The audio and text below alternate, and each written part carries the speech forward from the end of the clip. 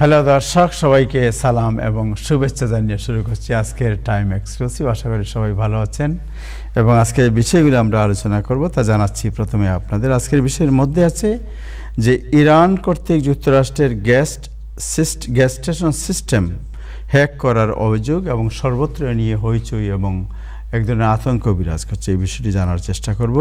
New York state assembly district 30 এর বাংলাদেশের প্রার্থী শামসুল হকের প্রার্থিতা সমর্থন করে বার্নি স্যান্ডার্স বিবৃতি দিয়েছেন বা এন্ডোর্স করেছেন।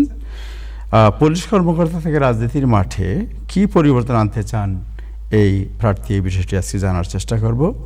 হান্টার্স ভাইরাস দেয়ে আসছে এবং আতঙ্ক সর্বত্র, লক্ষণ, প্রতিরোধ এবং প্রতিষেধক কী, এই বিষয়টি জানার চেষ্টা করব।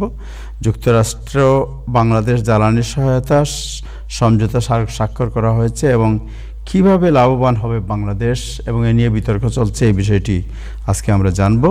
কিউবার সাবেক প্রেসিডেন্ট ফিদেল ক্যাস্ট্রোর ভাই পল ক্যাস্ট্রোকে ইনডাইট করার উদ্যোগ নিয়েছে যুক্তরাষ্ট্র। এর মাহাত্ম্য কী এবং এটার ইমপ্লিমেন্টেশন কি, এটার মেসেজটা কি, এই বিষয়টি বোঝার চেষ্টা করব। এবং আজকে অতিথি যারা থাকবেন তাদের মধ্যে আছেন ডক্টর মাসুদুর রহমান, শামসুল হক, গোলাম মর্তুজা এবং ইব্রাহিম চৌধুরী খোকন আর আহাদ আলী সিপিএ। শুরু করব দিনের আপডেট জানাচ্ছেন নাজমুল আহসান। তার আগে ফেসবুকে যারা দেখছেন আশা করি তারা নিজেরা, তাদের পরিবার পরিজন সবার সাথে অনুষ্ঠানটি শেয়ার করবেন। যাচ্ছি নাজমুল আহসান, আপনার কাছে। ধন্যবাদ আবু তাহের এবং ধন্যবাদ টাইম টেলিভিশনের সকল দর্শক শ্রোতা এবং প্যানেলিস্ট সবাইকে সালাম এবং শুভেচ্ছা। আজকে ফ্রাইডে, শুক্রবার, মে মাসের 15 তারিখ। চীনের প্রেসিডেন্ট শিং এর সঙ্গে শীর্ষ বৈঠকের কয়েক ঘন্টা পরই তাইওয়ানকে স্বাধীনতা ঘোষণা না করার বিষয়ে সতর্ক করে দিয়েছেন প্রেসিডেন্ট ট্রাম্প। এতদিন পর্যন্ত তাইওয়ানের জন্য যুক্তরাষ্ট্রের সম্পর্কটি চীনের সাথে খুব বৈরী মনোভাবাপন্ন ছিল। তাইওয়ান ছিল মূল কেন্দ্রবিন্দুতে যুক্তরাষ্ট্রের সাথে সম্পর্কের ক্ষেত্রে, কিন্তু প্রেসিডেন্ট ট্রাম্পের চীন সফরের পর অবস্থার পরিবর্তন ঘটেছে মনে হচ্ছে এবং তারই প্রমাণ পাওয়া গেল আজকে। প্রেসিডেন্ট ট্রাম্প নিজেই তার সোশ্যাল মিডিয়াতে পোস্ট দিয়েছেন এবং তাইওয়ানকে সতর্ক করে দিচ্ছেন তারা যেন কোনোভাবেই স্বাধীনতার ঘোষণা না দেয়। এবং এর ফলে অবশ্য আপনারা জানেন যে চীনের প্রেসিডেন্ট শি জিনপিং প্রেসিডেন্ট ট্রাম্পের সাথে শীর্ষ বৈঠকের সময় যে বিষয়টি সবচেয়ে গুরুত্ব দিয়ে বলেছেন সেটি হচ্ছে যুক্তরাষ্ট্র যেন কোনোভাবেই তাইওয়ানের বিচ্ছিন্নতাবাদের আন্দোলন কিংবা তাইওয়ান মূল চীনা ভূখণ্ডের থেকে বিচ্ছিন্ন হয়ে যাক এমন কোনো প্রক্রিয়ার সাথে সম্পৃক্ত না হয়।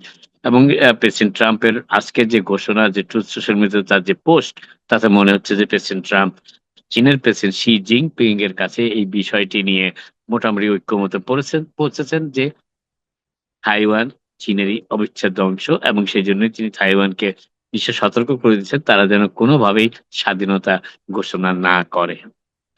অদম্য তেলের ক্ষুধা মেটাতে চীন, যেটি যুক্তরাষ্ট্রের বিভিন্ন সংবাদ মাধ্যম আজকে উল্লেখ করেছে, যে অদম্য তেলের ক্ষুধা মেটাতে চীন যুক্তরাষ্ট্রের তেল কিনবে। ফক্স নিউজকে এমনটাই বলেছেন প্রেসিডেন্ট ট্রাম্প এবং তিনি বলেছেন 2 দিন ব্যাপী শীর্ষ সম্মেলনে দুই দেশ যখন দৃশ্যমান সাফল্য অর্জনের প্রচেষ্টা চালাচ্ছে তখন চীন যুক্তরাষ্ট্রের কাছ থেকে তেল কিনতে সম্মত হয়েছে। প্রেসিডেন্ট ট্রাম্প এটিকে যে তার চীন সফরের অন্যতম সফল দিক হিসেবে তুলে ধরে বলেছেন যে 2023 সাল থেকে যুক্তরাষ্ট্রের চীনে অপরিশোধিত তেল রপ্তানি 95% হ্রাস পেয়েছিল। অর্থাৎ বাইডেন প্রশাসনের সময়, প্রেসিডেন্ট বাইডেনের নাম উল্লেখ করেননি, বাইডেন প্রশাসনের সময় থেকে দেখা যাচ্ছে যে যুক্তরাষ্ট্রের অপরিশোধিত তেল, ক্রুড অয়েল যেটাকে আমরা বলে থাকি, সেটি রপ্তানি চীনে 95% হ্রাস পেয়েছিল এবং 2024 সালে সেটি নেমে এসেছে, 2025 সালে সেটি নেমে এসেছে 84 লাখ ব্যারেলে। এখন চীন যুক্তরাষ্ট্র থেকে তেল কিনবে এবং সেটি আগের অবস্থায় ফিরে যেতে হয়তোবা চীন সেদিকেই যাবে। এবং ট্রাম্প বলছেন দুই পক্ষ চমৎকার বাণিজ্য চুক্তি করেছে। সেটি একটু আগেই বললাম যে প্রেসিডেন্ট ট্রাম্প চীনের এই তেল কেনাকে যুক্তরাষ্ট্র থেকে অন্যতম সফল দিক হিসেবে তার সফরের বর্ণনা করেছেন। প্রেসিডেন্ট ট্রাম্প আরো জানিয়েছেন যে চীন 200টি বিমান, বোয়িং জেট বিমান কিনতে সম্মত হয়েছে এবং এই অর্ডারের পরিমাণ বেড়ে 750টি পর্যন্ত শেষ হতে পৌঁছানোর সম্ভাবনা রয়েছে। প্রেসিডেন্ট ট্রাম্প এমনটাই জানিয়েছেন এবং আপনারা হয়তো অনেকেই জেনেছেন ইতিমধ্যে যে প্রেসিডেন্ট ট্রাম্প চীন সফরের সময় বোয়িং এর যিনি প্রধান তাকে সাথে করে নিয়ে গিয়েছিলেন। প্রেসিডেন্ট আরো জানান যে এই বিমানগুলোতে জেনারেল ইলেকট্রিক যে জেনারেল জি এরোস্পেস, যেটা জেনারেল আসলে জেনারেল ইলেকট্রিকের একটি কোম্পানি, জিই এরোস্পেসের ইঞ্জিন ব্যবহার করা হবে। সাধারণত দুই ধরনের বিমান ব্যবহার করা হয় ইঞ্জিন, একটি হচ্ছে রোলস রয়েসের ইঞ্জিন, একটি হচ্ছে জেনারেল ইলেকট্রিক ইঞ্জিন। রোলস রয়েসের ইঞ্জিনটি ইংল্যান্ডের তৈরি এবং জেনারেল ইলেকট্রিকের ইঞ্জিনটি আমেরিকার তৈরি। শুক্রবার আজই চীন থেকে ফেরার পথে এয়ারফোর্স ওয়ানে সাংবাদিকদের ট্রাম্প আরো বলেন, এই চুক্তির আওতায় প্রাথমিকভাবে প্রায় ২০০টি বিমান অন্তর্ভুক্ত রয়েছে। যদিও তারা ভালো কাজ করে, অর্থাৎ বোয়িং যদি এই কাজটি ভালো করে ২০০ অর্ডার সাপ্লাইয়ের ব্যাপারে, তাহলে এই সংখ্যা ৭৫০টি পর্যন্ত বাড়ানোর প্রতিশ্রুতিও নাকি চীন দিয়েছে যুক্তরাষ্ট্রকে। এবং এই চুক্তি সংক্রান্ত আরো বিস্তারিত, যেমন ঠিক কোন ধরনের জেট বিমান কেনা হচ্ছে, কবে নাগাদ এবং অর্ডারের সরবরাহ সম্পন্ন হবে, তাৎক্ষণিকভাবে এটি কিছুই তেমন জানা যায়নি আজকে পর্যন্ত। বলরুম শুভ উদ্বোধনের ঘোষণাটি প্রাথমিকভাবে দিয়েছেন প্রেসিডেন্ট ট্রাম্প আজ। তিনি বলেছেন যে হোয়াইট হাউসের নতুন বলরুমটি ২০২৮ সালের সেপ্টেম্বর মাসে, প্রায় ২.৫ বছর এখনো বাকি রয়েছে, ২০২৬ থেকে ২৮ সেপ্টেম্বর নাগাদ তিনি শুভ উদ্বোধন করার চিন্তা ভাবনা করছেন। চীন সফর থেকে ফেরার পথে ট্রুথ সোশ্যাল মিডিয়া পোস্টে এমনটি জানিয়েছেন প্রেসিডেন্ট ট্রাম্প। তিনি আমেরিকার জন্য এমন একটি জমকালো আনুষ্ঠানিক স্থানের প্রয়োজনীয়তার উপর জোর দিয়ে বলেন, যা বিশ্বের অন্যান্য পরাশক্তিগুলির ব্যবহৃত অনুরূপ স্থানগুলোর সমকক্ষ হবে। সেটি প্রেসিডেন্ট ট্রাম্প আজকে বলেছেন যে হোয়াইট হাউসের বলরুমটি, এটিতে নিশ্চিদ্র নিরাপত্তার ব্যবস্থাও থাকবে। যুক্তরাষ্ট্র ও কিউবার সাবেক প্রেসিডেন্ট এবং কিউবার অবিসম্বাদিত নেতা হিসেবে যিনি পরিচিত, সেই ফিডেল কাস্ট্রোর ভাই রাউল কাস্ট্রোর বিরুদ্ধে অভিযোগ দায়েরের পদক্ষেপ নিচ্ছে বলে বিষয়টি সম্পর্কে অবগত একটি সূত্রের বরাত দিয়ে আজ জানা গেল। হাভানায় এক উচ্চ পর্যায়ের সফরের সময় সিআইএ পরিচালক আহ জন র্যাডক্লিফ কিউবান কর্মকর্তাদের সঙ্গে সাক্ষাৎ করার পরপরই এই সম্ভাব্য অভিযোগের বিষয়টি সংবাদ মাধ্যমে চলে আসে। যুক্তরাষ্ট্রের ফেডারেল রিজার্ভের সবচেয়ে অভিজ্ঞ এবং পোড় খাওয়া প্রেসিডেন্ট ট্রাম্প কর্তৃক যিনি বারবার আক্রমণের শিকার হয়েছেন, পোড় খাওয়া চেয়ারম্যান জেরোম পাওয়েল, তার মেয়াদ আজই শেষ করেছেন। আজ ছিল তার কর্মজীবনের শেষ দিন। ফেডারেল রিজার্ভের এই বিদায়ী প্রধান একজন স্থিরচিত্ত, সহযোগিতামূলক ও সিদ্ধান্ত গ্রহণে পারদর্শী ব্যক্তিত্ব হিসেবেই পরিচিত। সিএনএন-কে এমনটাই জানিয়েছেন তার কয়েকজন সাবেক সহকর্মী। সাম্প্রতিক বছরগুলোতে উদ্ভূত অসংখ্য অর্থনৈতিক সংকট, যেটি যুক্তরাষ্ট্রকে নানাভাবে বিপদগ্রস্ত করার অবস্থায় টেনে নিয়ে গিয়েছিল, সেই অর্থনৈতিক সংকট সফলভাবে মোকাবেলায় ফেডারেল রিজার্ভের সাফল্যের কৃতিত্ব তারা জেরোম পাওয়েলের নেতৃত্বকেই দিতে চান। আর এর মাধ্যমেই তিনি সম্ভবত যুক্তরাষ্ট্রের কেন্দ্রীয় ব্যাংক, যেটি ফেডারেল রিজার্ভ, এর ১১৩ বছরের ইতিহাসে সবচেয়ে বেশি অগ্নি পরীক্ষার মধ্য দিয়ে চেয়ারম্যান হিসাবে নিজেকে প্রতিষ্ঠিত করতে সক্ষম হয়েছেন। আজ তার শেষ দিন ছিল এবং তার জায়গায় কেভিন হার্ট, যিনি প্রেসিডেন্ট ট্রাম্প কর্তৃক মনোনীত হয়েছেন এবং সিনেট কর্তৃক অনুমোদিত হয়েছেন, তিনি দায়িত্বভার গ্রহণ করবেন সোমবার দিন। ব্রিটেনের পরবর্তী রাজনৈতিক রণাঙ্গনটি, পলিটিক্যাল ওয়ারফিল্ড যেটাকে আসলে বলা হয়, রাজনৈতিক অঙ্গনটি হয়তো এমন এক প্রজন্মের তরুণ মুসলিম ভোটারের দ্বারা নির্ধারিত হবে, যারা ওয়েস্টমিনিস্টারের অনুমানের চেয়েও দ্রুত গতিতে রাজনৈতিকভাবে সাবালক হয়ে উঠছে। এমনটাই জানিয়েছে আজকের গার্ডিয়ান পত্রিকা, এবং আল জাজিরা গার্ডিয়ানকে উদ্ধৃত করে সেই খবর দিয়ে বলেছে যে এই সপ্তাহে প্রকাশিত মুসলিম কাউন্সিল অফ ব্রিটেনের একটি নতুন প্রতিবেদনে দেখা গেছে যে ইংল্যান্ড ও ওয়েলসের মোট জনসংখ্যার ৬.৫% মুসলিম। ইংল্যান্ডের এবং ওয়েলসের দুটো মিলেই গ্রেট ব্রিটেন কিন্তু, এবং তাদের জনসংখ্যার ৬.৫% এখন মুসলিম। এবং আর এই তাদের মধ্যে ৬.৫%-এর মধ্যে মধ্য বয়সী, অর্থাৎ মিডিয়ান এইজ হিসাবে দেখা যাচ্ছে মাত্র ২৭ বছর, এবং যা জাতীয় গড় বয়সের চাইতে ইংল্যান্ডের, অর্থাৎ গ্রেট ওয়েলসের গ্রেট ব্রিটেন হিসাবে পরিচিত, সেই গ্রেট ব্রিটেনের জাতীয় গড় বয়স হচ্ছে 13 বছর আরো বেশি, 40। সেখানে মুসলিম সম্প্রদায়ের তরুণদের গড় বয়স হচ্ছে 27। এই মুসলিম জনগোষ্ঠীর প্রায় অর্ধেক সদস্যই বয়সে আহ, বয়স 25 বছরের নিচে। এর অর্থ হলো ব্রিটিশ মুসলিমরা বর্তমানে ইংল্যান্ডের ব্রিটেনের অন্যতম কনিষ্ঠ এবং দ্রুততম বর্ধনশীল একটি গোষ্ঠী হিসেবে পরিচিতি লাভ করতে শুরু করেছে।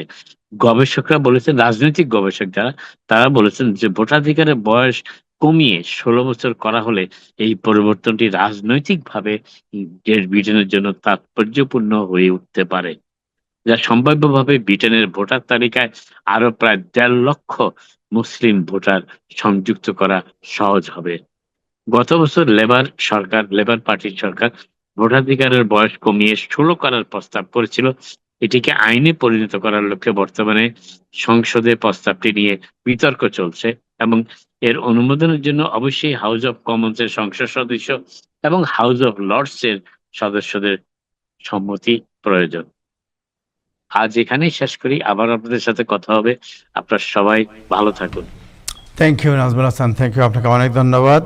দর্শক, আমাদের সাথে নাজমুল হাসান একটু অপেক্ষা করুন, আপনার সাথে আমি কথা বলবো এই যে ব্রিটেনের যেটা আপনি বললেন, বাট ব্রিটেনের আগে আমরা যুক্তরাষ্ট্র নিয়ে কথা বলি। আমাদের সাথে আছেন জনাব শামসুল হক, যিনি কংগ্রেচুলেশন শামসুল হক ভাই, আপনাকে অনেক ধন্যবাদ যে আপনি আজকে it's a big achievement for your campaign, যে বার্নি স্যান্ডার্স যুক্তরাষ্ট্রে যারা তার পছন্দের প্রার্থী যারা, তাদের মধ্যে আমার মনে হয় একমাত্র বাংলাদেশ হিসেবে আপনাকে এন্ডোর্স করেছেন। So what is year reaction on his endorsement? আপনি শুনতে পাচ্ছেন শামসুল হক ভাই? Thank you, Tahir bhai. আপনি কি একটু বিহাইন্ডে যাবেন? আপনার পুরো আপনার ফেসটা আসতেছে না, কেটে যাচ্ছে আপনার।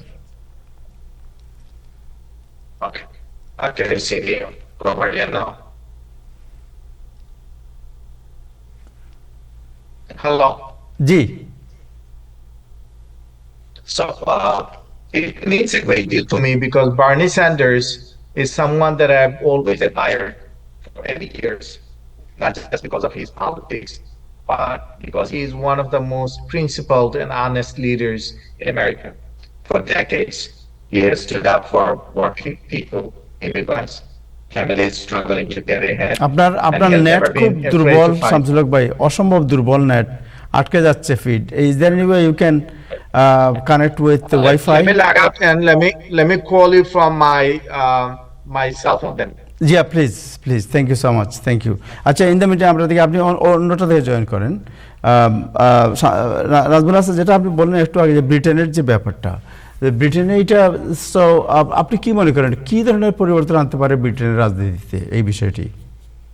না, বিষয়টি যেটি বলা হচ্ছে সেটি হচ্ছে যে ব্রিটেনের ক্রমবর্ধমান জনগোষ্ঠীর ভিতরে মুসলিম সম্প্রদায়, বিশেষ করে তরুণ মুসলিম সম্প্রদায়, যাদের গড় বয়স 27। ইংল্যান্ডের মানুষের গড় বয়স কিন্তু এখন দেখা যাচ্ছে রাজনৈতিকভাবে সক্রিয় যাদের, তাদের গড় বয়স 40। সেখান থেকে দেখা যাচ্ছে যে মুসলিম সম্প্রদায়ের তরুণরা অনেকটা এগিয়ে যাচ্ছে এবং ব্রিটেনের রাজনীতিতে একটা প্রভাব বিস্তারের অবস্থায় চলে আসছে। তবে কবে নাগাদ এটি সেই প্রভাবটি আরো জোরালো ভাবে অনুভব করা যাবে সেটি সময় সাপেক্ষ ব্যাপার।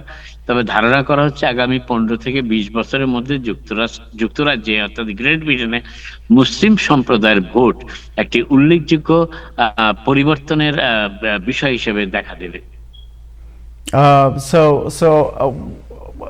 This is one of the, আপনি জানেন ব্রিটেনের যে আপনার আপরাইজিং, আপনি কানাডায় দেখেছেন আমাদের ডলি বেগম নামে একজন বাংলাদেশি, তিনি পার্লামেন্টে বিজয়ী হয়েছেন। যুক্তরাষ্ট্রে আমাদের যদিও কংগ্রেসে আমরা দেখতে পাই সিনেটে একজন বাংলাদেশি আমেরিকান, উনি আপনি জানেন যে নিউ হ্যাম্পশায়ার থেকে প্রতিদ্বন্দ্বিতা করছেন। জেনারেল মঞ্জুর যিনি তার মেয়ে, তিনি সেখান থেকে প্রতিযোগিতা করছেন। বাট নিউ ইয়র্ক স্টেটে প্রায় 5 জন বাংলাদেশি এবার প্রতিযোগিতা করছেন অ্যাসেম্বলিতে।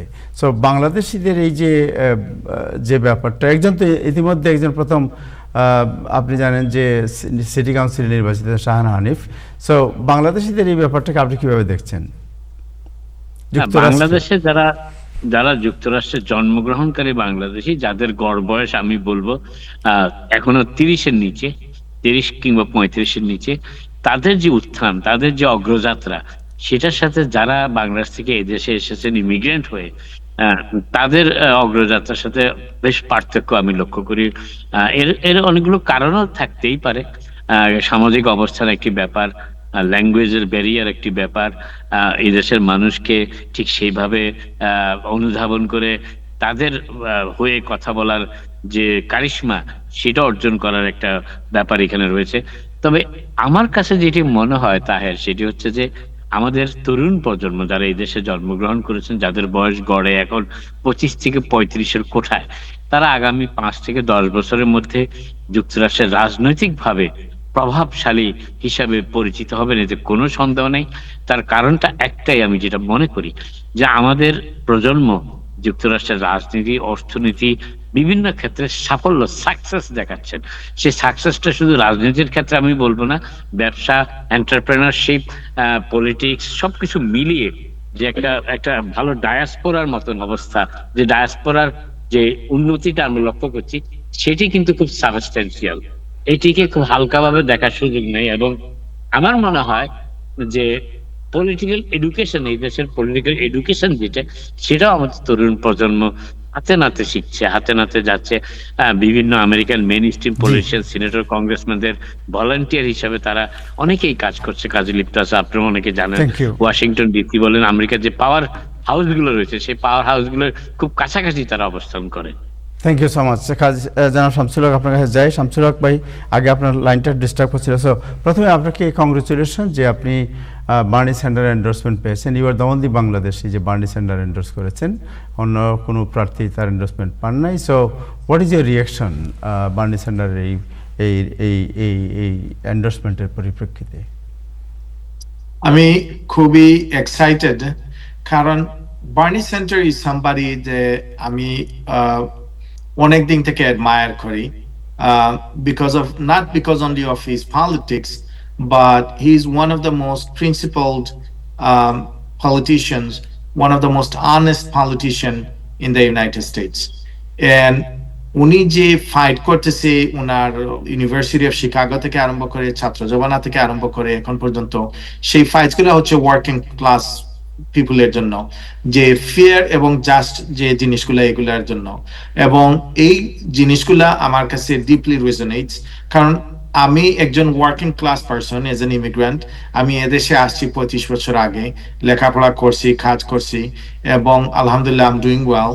এবং আমি বুঝতে পারি যে উনি যে কথাগুলা, যে ফাইটগুলা করতেছেন, এই সেম ফাইটগুলাই আমি ফাইট করতেছি, এবং আমার ক্যাম্পেইনের প্রমিস করতেছি এইগুলাই, যে I will fight for the working people, I will fight to make sure the new York city is more affordable, I strongly support the taxing the rich, and that will help fund, এই যে tuition free CUNY and universal child care and other issues.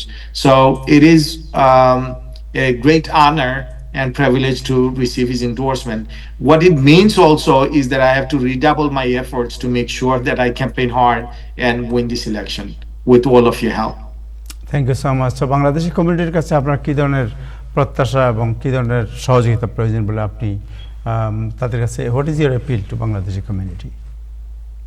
আমি request করব সব বাংলাদেশিদেরকে, যে আপনারা যদি এলমার্সটে থাকেন, যদি জ্যাকসনাইটে থাকেন, উডসাইড এবং মেসপেতে থাকেন, আপনারা যদি ভোটার রেজিস্ট্রেশন করে না থাকেন, তাহলে প্লিজ ভোটার রেজিস্ট্রেশন করেন এজ এ ডেমোক্রেট। এই হচ্ছে নাম্বার 1। সেকেন্ড যে জিনিসটা হচ্ছে, আপনারা ভোট দিতে আপনারা আপনাদের ফ্যামিলি মেম্বারদের সাথে কথা বলেন, আপনাদের ফ্রেন্ডসদের সাথে কথা বলেন, আপনাদের নেইবার্স বাংলাদেশি হোক নন বাংলাদেশি হোক, তাদের সাথে কথা বলেন আমার ব্যাপারে, এবং ক্যাম্পেইন করেন আমার জন্য। আর মোস্ট ইম্পর্টেন্টলি যে জিনিসটা হচ্ছে, আপনারা 3 ওয়েতে আপনারা ভোট দিতে পারবেন। একটা হচ্ছে যে আপনারা মেলিং ভোট দিতে পারবেন, এখন থেকে আপনি রিকোয়েস্ট করতে পারবেন। আর সেকেন্ড যে জিনিসটা, আর্লি ভোটিং হচ্ছে জুন 13 থেকে জুন 21, এন্ড ফাইনালি হচ্ছে ভোট হচ্ছে day of the election, which is June 23rd। এবং আপনারা এই ভোটগুলা খুবই খুবই ইম্পর্টেন্ট। আমি new York state assembly district 30 থেকে রান করতেছি, যে এরিয়াগুলা বলতেছি, আপনাদের প্রত্যেকটা ভোট প্লিজ মনে করিয়েন না যে ও আমার একটা ভোট কি হবে, এই আপনার একটাই ভোটই চেঞ্জ করে দিতে পারে এই ইলেকশনের outcome. And I'm running a campaign, my base is Bangladeshi definitely, and I'm very proud Bangladeshi, but I'm running a campaign for everyone in our district, regardless of race, religion, ethnicity, background, or gender, or any of those things. So I want to make sure that this place is a better place for everyone. Thank you so much, thank you জনাব শামসুল হক। আমি জানি আপনি খুব ব্যস্ত ক্যাম্পেইনের জন্য, but wish you all the best and congratulation again. Thank you. Thank you very much. Thank you so much.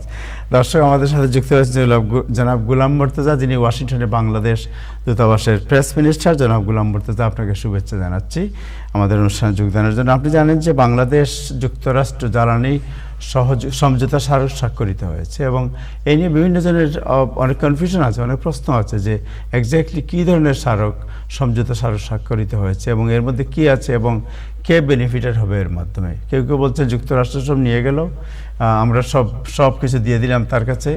আবার কেউ কেউ বলছেন যে না, আমাদের বাংলাদেশের ইনফ্রাস্ট্রাকচারাল যে ইমপ্রুভমেন্ট, যে আপনার ডেভেলপমেন্ট, এটা বড় ধরনের কন্ট্রিবিউট করবে এটা। So what is exactly will happen? ধন্যবাদ আপনাকে। একটি হচ্ছে যে বাংলাদেশের যে কোনো একটা বিষয় নিয়ে একটা আলোচনা এবং সমালোচনা, এটা তো স্বাভাবিক ব্যাপার। আর একটা গণতান্ত্রিক সরকার যখন দেশ পরিচালনার দায়িত্বে থাকে, তখন সেই দেশ পরিচালনার দায়িত্বে থাকা অবস্থাতে সেই গণতান্ত্রিক সরকারের কর্মকাণ্ড নিয়ে যদি কোনো সমালোচনা হয়, তাহলে গণতান্ত্রিকভাবে সেই সরকারটা সেই সমালোচনাগুলোকে ইতিবাচকভাবে দেখে। আর ব্যক্তিগতভাবে আমি মনে করি যে সরকারের কর্মকাণ্ডগুলোর নিয়ে আলোচনা বা সমালোচনা হওয়া দরকার, উচিত। এই কারণে যে তাহলে গণতান্ত্রিক একটি সরকার সবসময় এক ধরনের একটা জবাবদিহিতার মধ্যে থাকবে। তো সেই হিসেবে যারা আলোচনা বা সমালোচনা করছেন তাদেরকে আমরা স্বাগত জানাই। শুধু একটা জায়গাতে অনুরোধ করি যে যে সমালোচনাটা করা হবে সেই সমালোচনাটা যেন অথেন্টিক হয়, সেই সমালোচনাটা যেন সত্যের উপরে ভিত্তি করে হয়। এইটা জায়গাটা শুধু অনুরোধ করব। এই বাংলাদেশ যুক্তরাষ্ট্রের সঙ্গে যে চুক্তিটি স্বাক্ষর করেছে, ট্যারিফ শুল্ক চুক্তি যেটা স্বাক্ষর করেছে, সেটা নিয়েও যখন আলোচনা হচ্ছে, তখন আমরা সেই আলোচনাগুলোর মধ্যে সত্যের সঙ্গে অসত্যের একটা মিশ্রণ দেখি। তো সেই কারণেই আপনার এই কথাগুলো বললাম যে চুক্তি আছে, চুক্তি প্রকাশ্যে আছে, সুতরাং সেইখানে কোন বিষয়গুলো নিয়ে আলোচনা, কোন বিষয়গুলো নিয়ে সমালোচনা, সেটা যেন তার আলোকে হয়, এটা দরকার। আর গতকালকে যুক্তরাষ্ট্রের ডিপার্টমেন্ট অফ এনার্জির সঙ্গে বাংলাদেশ সরকারের একটা সমঝোতা স্মারক স্বাক্ষর হয়েছে। সেই সমঝোতা স্মারককে মানে জ্বালানি ক্ষেত্রে সহযোগিতার কথা বলা হয়েছে। এখানে আমরা পৃথিবীর উপরে আমরা আমাদের দেশের বাইরের থেকে জ্বালানি আমদানি করি, তেল আমদানি করি, গ্যাস আমদানি করি, আরো বহু কিছু আমরা আমদানি করি। এমন না যে আমাদের যা জ্বালানি আছে সেটা দিয়ে আমাদের আর কোনো কিছু আমদানি করতে হয় না, আমাদের আমদানি করি। এবং আমদানিটা করার জন্য আমাদের মূলত মধ্যপ্রাচ্য কেন্দ্রিক দেশগুলোর উপরে নির্ভরশীলতা। এই নতুন বাস্তবতায় এখন এসে বোঝা গেছে যে এটা খুব স্পষ্ট হয়েছে যে জ্বালানির বা আমার প্রয়োজনীয় জিনিসের একাধিক সোর্স থাকা দরকার। কোন একটি সোর্স কোন একটি কারণে যদি কোনো সমস্যা হয়, তাহলে আমি যেন অন্য জায়গা থেকে আমার সেই সোর্সগুলোকে কাজে লাগাতে পারি। মধ্যপ্রাচ্যের এই ইউএসএ ইরান কনফ্লিক্টের এই কারণে হরমুজ প্রণালী বন্ধ হয়ে যাওয়ার কারণে পৃথিবীর অন্যান্য বহু দেশের মতো বাংলাদেশও সাফার করেছে। এরকম একটি এনার্জি নিয়ে যুক্তরাষ্ট্রের সঙ্গে বাংলাদেশের সমঝোতা স্মারক স্বাক্ষরের প্রক্রিয়াটা অনেকদিন ধরেই চলছিল, এটা আলোচনা চলছিল। এখন এসে বাংলাদেশের পক্ষ থেকে বিষয়টিকে একটু ত্বরান্বিত করা হয়েছে। তার কারণ হচ্ছে বাংলাদেশ এখন খুব স্পষ্টভাবে বুঝেছে যে তার জ্বালানি দরকার। সেই জ্বালানিটি আমদানি করার জন্য মধ্যপ্রাচ্য তো আছেই, এর বাইরে আরো জায়গা দরকার, এবং সেই হিসেবে যুক্তরাষ্ট্র একটা গুরুত্বপূর্ণ জায়গা বাংলাদেশের জন্য। যুক্তরাষ্ট্র গুরুত্বপূর্ণ জায়গা দুটি কারণে।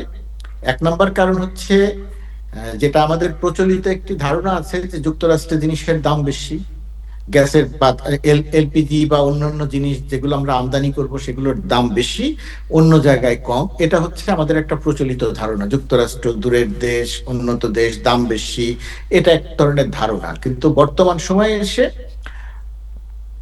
ওয়ার্ল্ড মার্কেটের চেয়ে যুক্তরাষ্ট্রের অনেকগুলো প্রোডাক্টের দাম কম। যেমন সয়াবিনের দাম এই মুহূর্তে বাংলাদেশ, ব্রাজিল সহ অন্যান্য যে সমস্ত জায়গা থেকে সয়াবিন আমদানি করত, এই মুহূর্তে সে সয়াবিনের দাম ওয়ার্ল্ড মার্কেটে যুক্তরাষ্ট্রের সবচেয়ে কম। এটা যদি বাংলাদেশ সেখান থেকে আমদানি করে, পরিবহনের সময় একটু বেশি লাগে, কিন্তু সেটা হিসেব করেও দেখা যায় যে দাম অনেক কম।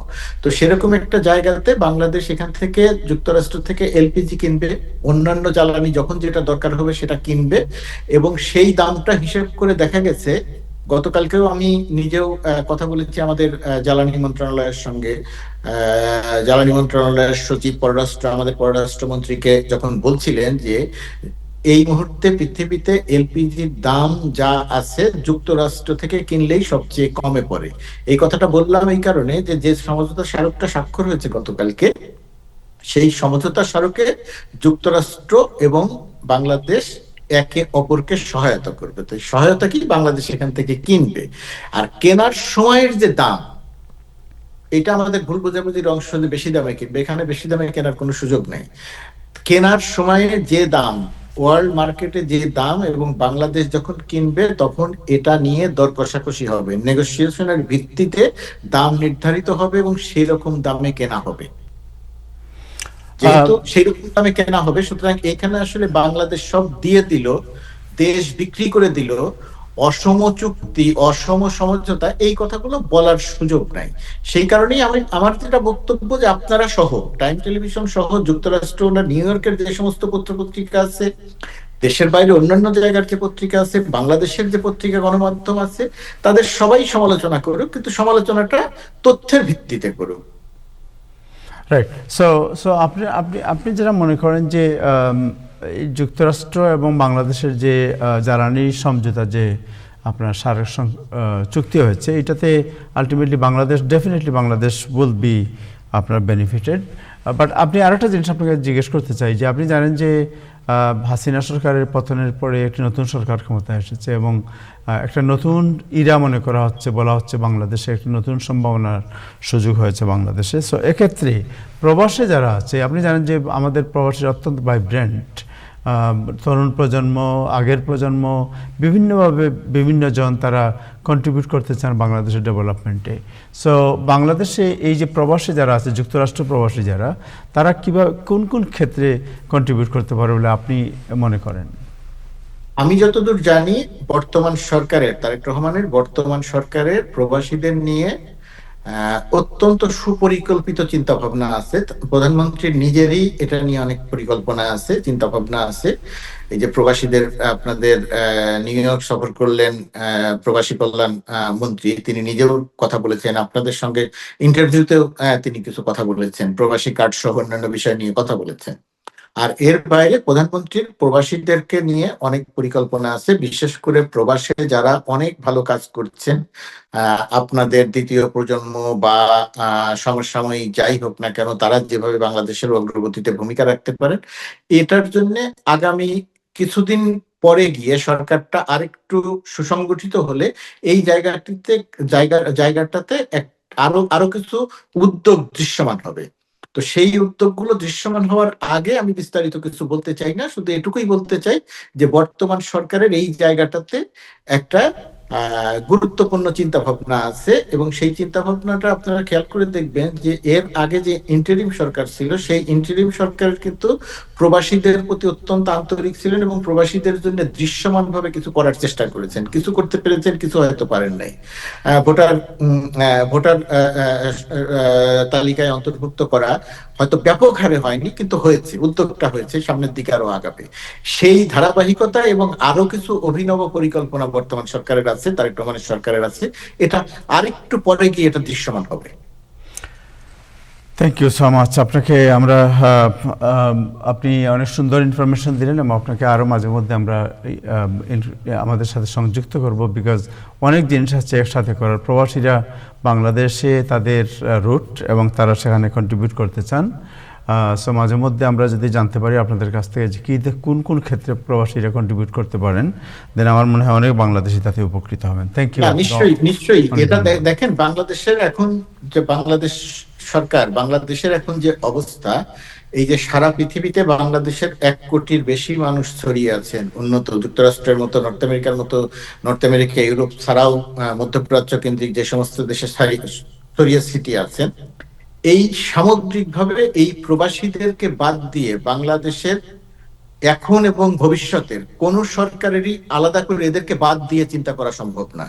এদেরকে সম্পৃক্ত করেই যে কোনো চিন্তা করতে হবে। এদের মেধা, এদের পুঁজি বাংলাদেশের কাজে লাগাতে হবে, এবং সেই কাজে লাগানোর জন্য বর্তমান সরকার অঙ্গীকারবদ্ধ এবং সরকার এই জায়গাটিতে কাজ করবে।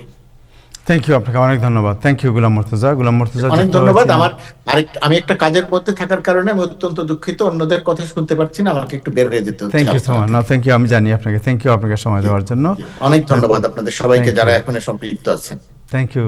দর্শক, গোলাম মুর্তজা যুক্ত হয়েছিলেন ওয়াশিংটন থেকে, যিনি বাংলাদেশ দূতাবাসের মুখপাত্র। থ্যাংক ইউ, আপনাকে অনেক ধন্যবাদ। আমাদের সাথে আছেন ডক্টর মাসুদুর রহমান, ইব্রাহিম চৌধুরী খোকন এবং আহাদ আলী সিপিএ। মাসুদ ভাই, আপনার কাছে আসছি। আহাদ আলী সিপিএ কাছ থেকে জেনে নিই। আহাদ আলী সিপিএ, আপনি জানেন যে কালকে 3rd আপনাদের যেটা রিয়েল এস্টেট এক্সপো শুরু হচ্ছে, আপনি হচ্ছেন এর অন্যতম উদ্যোক্তা। আপনি কি একটু ব্যাখ্যা করবেন যে কালকে কি হবে এবং কয়টাতে কিভাবে, একটু যদি ব্যাখ্যা দেন আপনাদের প্রোগ্রাম কিভাবে হবে কালকে? হ্যাঁ, অবশ্য। থ্যাংক ইউ তার ভাই। হ্যাঁ, আগামীকাল হতে যাচ্ছে 3য় US Bangladesh chamber of commerce and ইন্ডাস্ট্রির real estate expo LaGuardia airport মেরিয়টে সকাল 10টা থেকে বিকাল 6টা পর্যন্ত।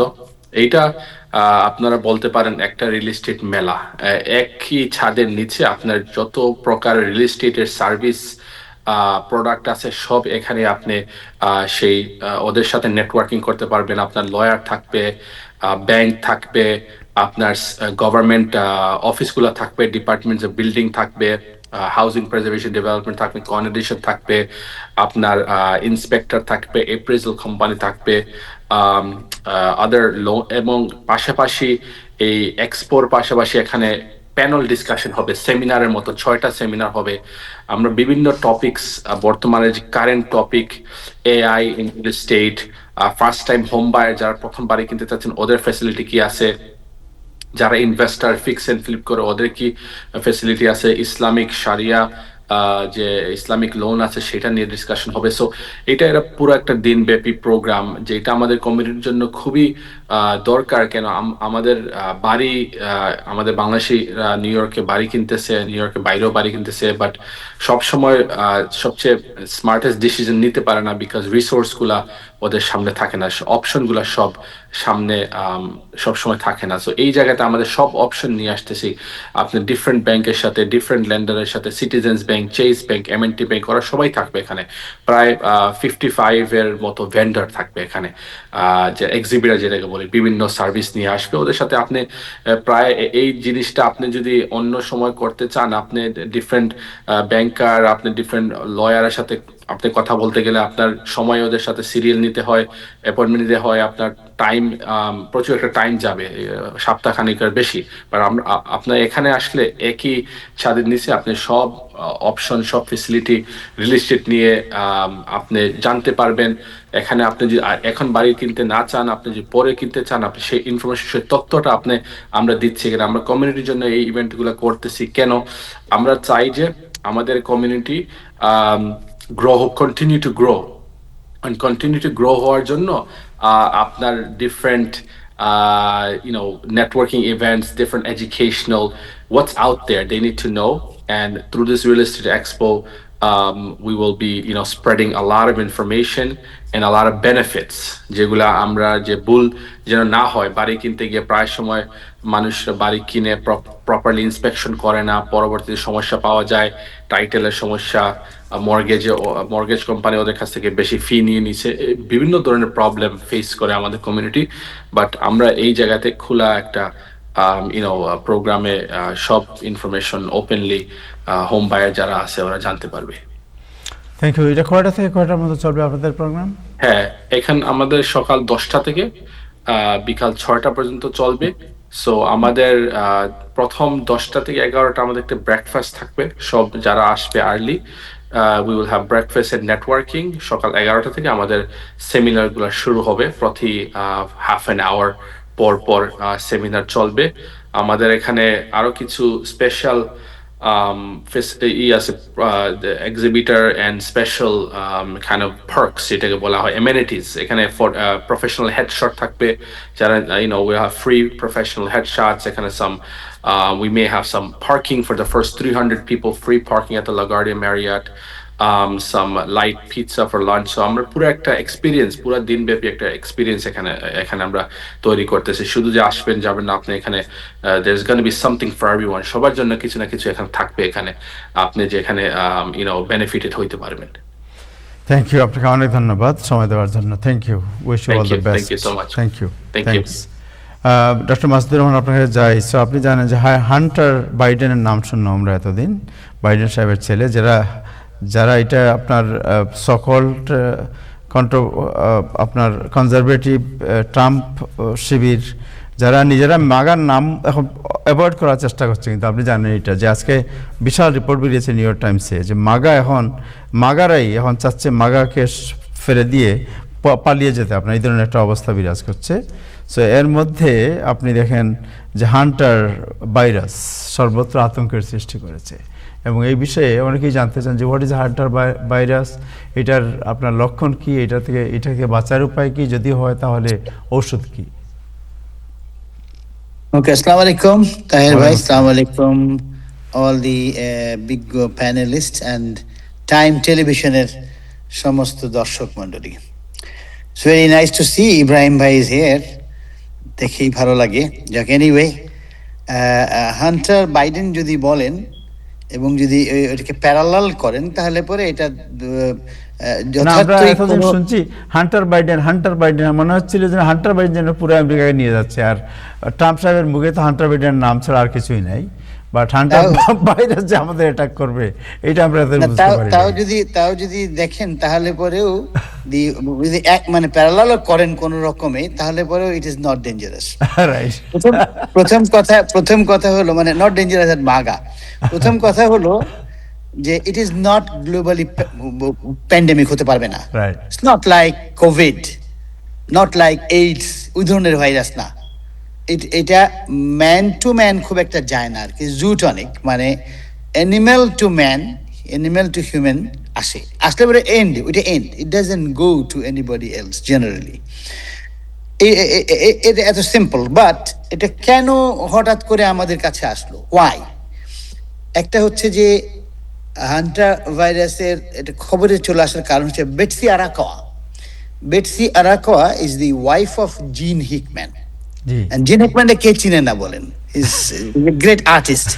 তার ওয়াইফ হান্টার ভাইরাসে মারা যায় আর কি, she got a fatal death. এখন naturally became very very much important তখন। যেমন ধরেন, প্রথম একজন মহিলা ইংলিশ চ্যানেল পার হয়েছিলেন রোলেক্স ঘড়ি পরে, সেই থেকে রোলেক্স হয়ে গেল ওয়াটার রেজিস্ট্যান্ট। ওয়াটার রেজিস্ট্যান্ট সব ঘড়ি, অনেক ঘড়ি আছে, বাট ওইটা নিউজে চলে আসে বিকজ সাম ফেমাস লোক একটা কিছু করেছে। তো এরকম আরাকাওয়ার জন্য it is so much important. Last আমরা কি পেলাম? আমরা এই মে মাসের 8 তারিখে, এই যে এই মে মাসে আমরা পেলাম 8 কেসেস একটা জাহাজে, ক্রুজ জাহাজে যাচ্ছিল লোকজন। জাহাজটার নাম এমভি হন্ডিয়াস। এটা আর্জেন্টিনা থেকে এপ্রিলে ছেড়ে গেছে। সেই জাহাজে 8টা কেসকে পাওয়া গেল যাদের হান্টার ভাইরাসে এফেক্টেড, 3 জন মারা গেল। একটা জিনিস খেয়াল করবেন যে হান্টার ভাইরাস ইজ ভেরি, মানে যদি হলে পরে ইট ইজ ফেটাল, বাট এটা হওয়ার সম্ভাবনাটাই অনেক কম। জর্জ সেলিনাসের বক্তব্য থেকে বলতে পারি, জর্জ সেলিনাস হচ্ছেন is a doctor who is now in Stanford infectious diseases director, and he used to be working for CDC মানে তো জানেনই, Center for the Disease Control, ওখানে কাজ করতেন। So he is always engaged with all sorts of infectious diseases of the world. তো ওনার যে বক্তব্য আমি সেখান থেকেই মোটামুটি ভাবে বলতে পারি। এক নাম্বার আপনাদেরকে বললাম যে ইট ইজ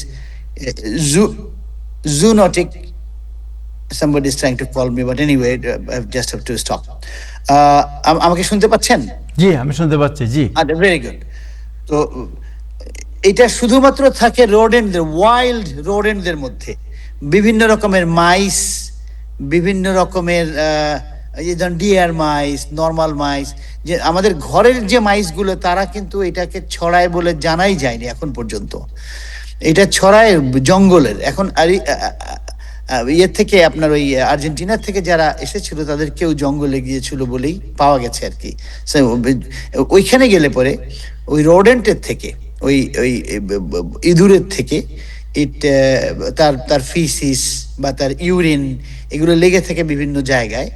তো সেটার কোনো কিছু মুখে চলে যেতে পারে কোনোভাবে। একটা ফল নিয়ে খেলেন, that might be kind of infected. তো ওই থেকে হতে পারে, it can, the chances are very less. আমেরিকাতে যেগুলো হচ্ছে, গত 30 বছরে 840 কেসেস হয়েছে। 30 বছর, ইন 30 ইয়ার্স। তার মানে বছরে প্রায় 26টা কেস হয়। ইটস দ্যাট রেয়ার, খুবই কম। আর এটা 94% of the cases in America. আমেরিকার আমার বাঙালি ভাইদের জন্য বলতে পারি, যারা মিসিসিপির পশ্চিমে থাকেন তাদের জন্য রিস্ক একটু বেশি। মিসিসিপির পূবে যারা থাকেন, যেমন তাহের ভাই বা ইব্রাহিম ভাই, you don't have much problem. আপনাদের প্রবলেম নাই, কারণ এটা 6%, only 6% cases it has been found in the east of Mississippi. East of Mississippi হয় না, এটা মোস্টলি হচ্ছে ইন ইয়োর আপনার ওই যে জায়গাগুলো সেগুলো হচ্ছে আপনার টেক্সাস, তারপর কলোরাডো, ভার্জিনিয়া, এইগুলি আর কি। These are the places, not new York and Boston. এখানে পাওয়া যায়নি এটা তেমন। এটা হলো মোটামুটিভাবে একটা রাফ ধারণা। এর কতগুলো জিনিস আমাদের জানা দরকার। 2-3টা পয়েন্ট, আমি সে 2-3টা পয়েন্ট বলি। এর থেকে বেশি আমাদের হান্টার ভাইরাস নিয়ে মনে হয় না যে এখনই মাথা ঘামানোর কোনো কারণ ঘটেছে। একটা হচ্ছে unusual to spread between human being. এটা খুব আনইউজুয়াল, একটা মানুষ থেকে একটা মানুষে যায় না সাধারণত। এটা ওই শ্বাস প্রশ্বাসে ওই চলে যায় না। It's very difficult. তাদেরকে খেতে হয়, একসঙ্গে থাকতে হয়। খুব ভালো, যেমন একটা ক্রুজে যাচ্ছিল, তারা সব একসাথে ছিল, এক জায়গায় খাচ্ছিল, একই জিনিস হয়তো মুখে চলে গেছে, এটা গ্লাস নিয়ে ধোয়া হয়নি, ওকে দিয়ে দিছে, সামথিং লাইক দ্যাট। আর 3 নম্বর পয়েন্ট, মানে এটা 2018 সালে অ্যান্ডিস স্ট্রেইন নামে একটা স্ট্রেইন ছিল, যেটা 34টা পিপলকে ইন আর্জেন্টিনার গ্রামে ইট অ্যাটাকড। ওই 34টা পিপলের মধ্যে 11 জন ডেড। খেয়াল করে দেখবেন সব সময় কতগুলো হচ্ছে, কতগুলো মারা যাচ্ছে। খেয়াল করবেন, ইট ইস 35%। 100 জন অ্যাটাক হলে 35 জন মরে যাচ্ছে। It's a lot of death. 100 জনের 35 death is a hell big of a death. It's risk. এটা বিরাট বড়, মানে হলে পরে খুব মুশকিল আছে। কারণ কি, why is that? Because there is no vaccine. এর কোনো ভ্যাকসিন নেই। এর সিমটমেটিক ট্রিটমেন্ট ছাড়া এখন পর্যন্ত কোনো ট্রিটমেন্ট নেই। দ্যাট এগুলো হচ্ছে ভয়ের কারণ। হ্যাঁ, এটা হয় যেটা পালমোনারি, মেইনলি লাংসে হয়, কাশি টাশি এগুলো হতে থাকে। তারপরে ফিভার, ফ্যাটিগ, মাসেল টাসলে পেইন করে। আর এটা কখন হয়? ধরেন আপনি এক্সপোজড হলেন আজকে, এখন থেকে 4 দিনের মাথায় আপনার ডিজিজ হতে পারে, বা 42 দিনের মাথায় হতে পারে। তার মানে আর্জেন্টিনা থেকে যারা জাহাজে উঠেছিল তাদের 42 দিন হয়ে যাওয়ার পরে, বা ওরকম 40 দিনের মধ্যে দি আদার্স ওয়ার ইনফেক্টেড। তাহলে কি আপনারা ট্রাভেলের রিস্ক মনে করছেন? No, there is no risk. তাহলে ক্রুজে ওঠা যাবে না? That is also not true. ক্রুজে ওঠা যাবে। It's very rare. এটা হয়ে গেছে, but it's very very rare. এটা একটা পার্ট অফ লার্জার প্যাটার্ন। এই যে আমাদের কোভিড বা ফ্লু বা যেগুলোর ওয়ার্ল্ড ওয়াইড এসে অনেককে মেরে ফেলছে, এই তার একটা পার্ট বলতে পারেন। It's a part of that প্যাটার্নটা এরকম যে যাদের হয় বেশিরভাগ মারা যায়। তাহলে we come to the conclusion, number 1, hanta virus comes from rodents, ইঁদুর বা ইঁদুর জাতীয় যারা। 2 number, hanta virus wild rodents থেকে আসে। এখন আপনি নিউ ইয়র্কের সাবওয়ে রোডেন্টগুলোকে ওয়াইল্ড বলবেন কিনা সেটা আপনার উপরে আর কি, but that may be rodent. But আপনার বাসার যেগুলো সেগুলো জেনারেলি এটা করবে না, করেনি এখন পর্যন্ত। 2, এটার কোনো ট্রিটমেন্ট নেই, কোনো ভ্যাকসিনও নেই, আর এটা নিয়ে কোনো রিসার্চও তেমন হয়নি, because you don't have too many cases. খুব বেশি কেস নেই। বছরে 26টা কেস হোল আমেরিকায় 350 মিলিয়ন লোকের মধ্যে।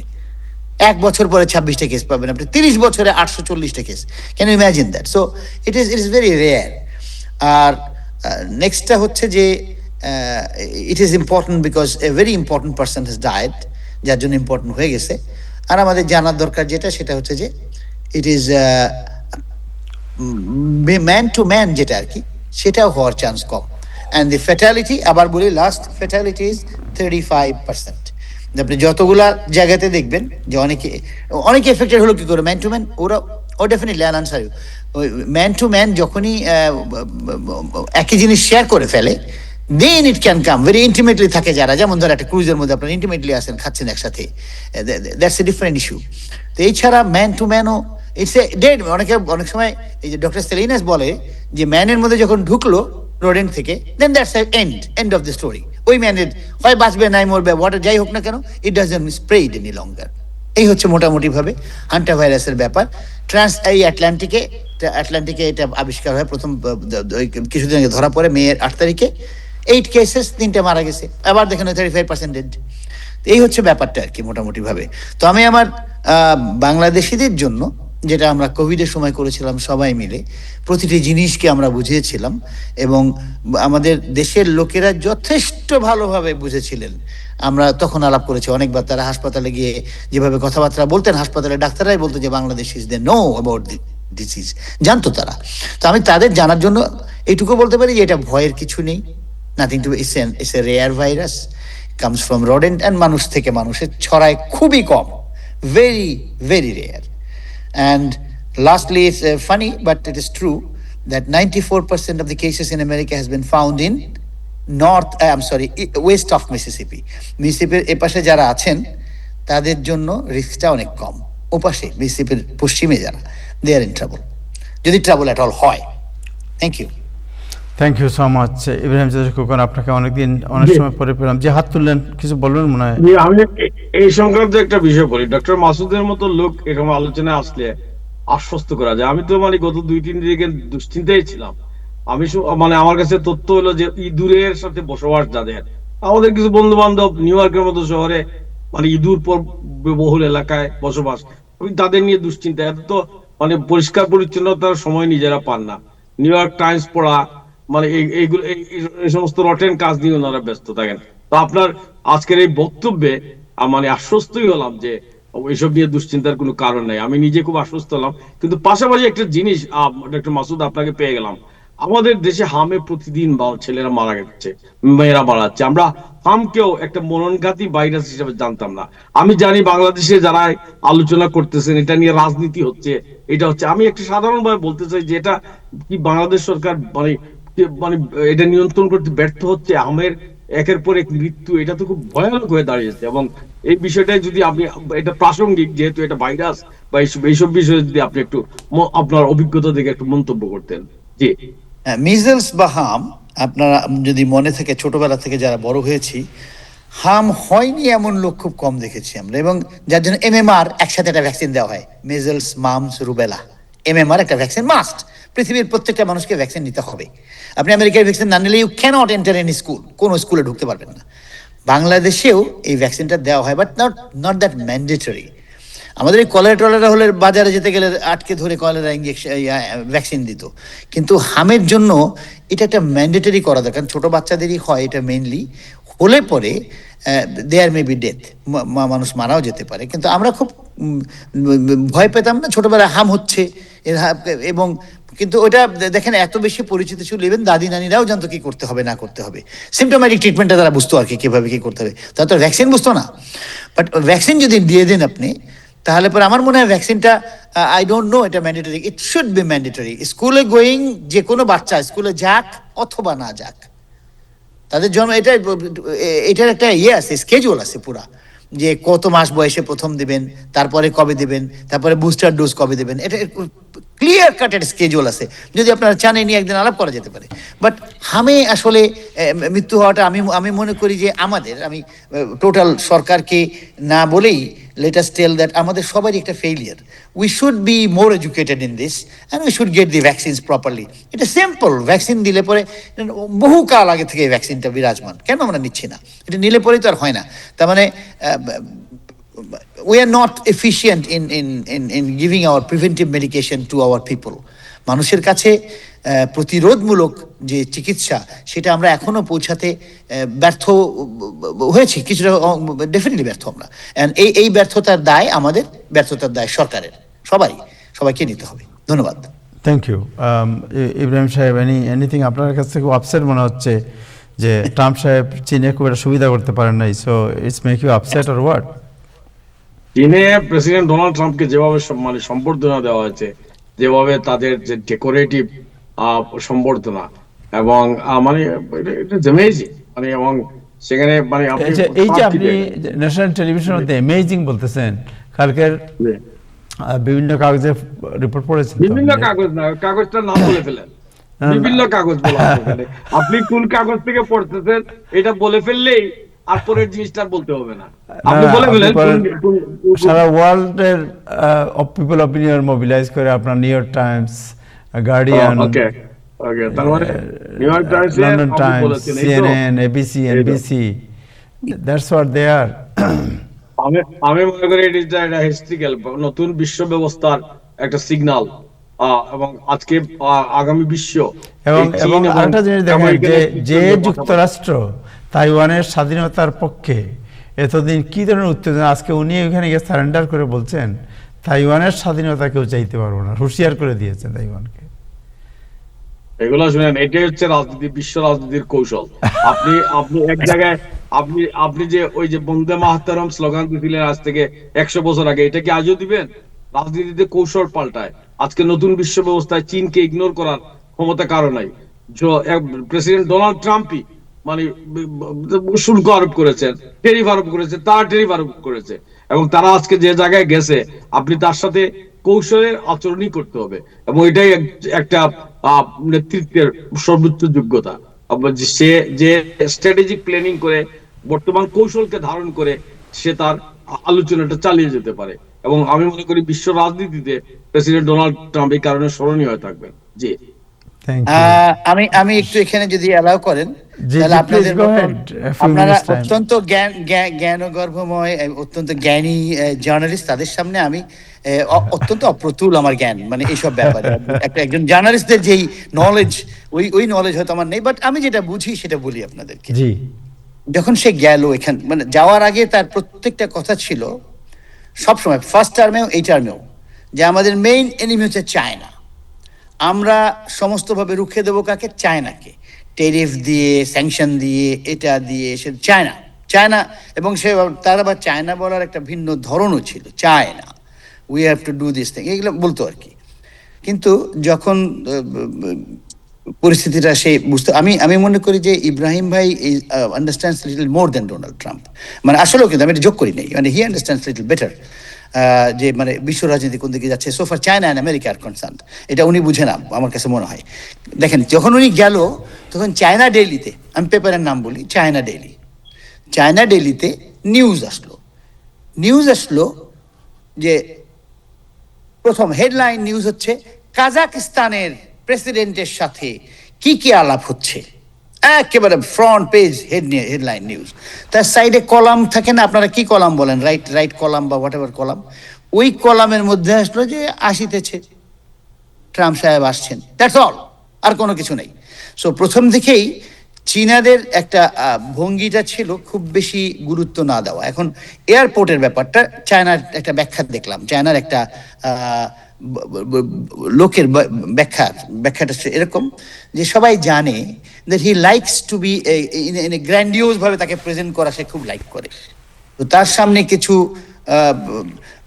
যেমন সৌদিরা এটা ভালো বোঝে, তারা নাচ টাচ গেয়ে, ইরানের আরব আমিরাত দেখছেন মেয়েরা চুল দুলিয়ে বিভিন্নভাবে তাকে গ্রিট করে আর কি, because he likes those things.